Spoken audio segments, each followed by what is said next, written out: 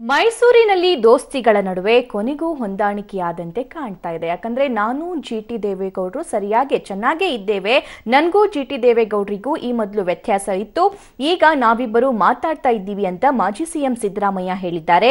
ಬೆಂಗಳೂರಿನಲ್ಲಿ ಮಾತನಾಡಿದ ಸಿದ್ದರಾಮಯ್ಯ, ನಾನು ಇವತ್ತು ಜಿಟಿಟಿಗೆ ಫೋನ್ ಮಾಡಿದ್ದೆ, ನಿನ್ನೆ ಸಭೆಯಲ್ಲಿ ಏನದು ಗಲಾಟೆ ಅಂತ ಕೇಳಿದೆ, ಒಂದಿಬ್ರು ಕಾರ್ಯಕರ್ತರು ಮೈತ್ರಿ ಒಪ್ಪಲ್ಲ ಅಂತ ಜಿಟಿಡಿ ಮಾತಾಡಿದ್ರು, ಈ ಸಲ ನಾವೆಲ್ಲ ಒಟ್ಟಾಗಿ ಕೆಲಸ ಮಾಡ್ತೀವಿ, ಬಿಜೆಪಿ ಅಭ್ಯರ್ಥಿಯನ್ನ ಸೋಲಿಸ್ತೀವಿ, ನಾವು ಜಂಟಿಯಾಗಿ ಮೈಸೂರಲ್ಲಿ ಪ್ರಚಾರ ಮಾಡ್ತೀವಿ ಅಂತ ಸಿದ್ದರಾಮಯ್ಯ ಹೇಳಿದ್ದಾರೆ.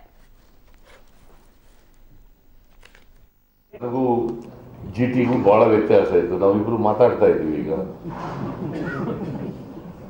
ನಾನು ಈಗ ತಾನೇ ಜಿಟಿ ದೇವೇಗೌಡ ಫೋನ್ ಮಾಡಿದ್ದೆ, ನಾನು ಏನಪ್ಪ ಗಲಾಟೆ ಅಂತ.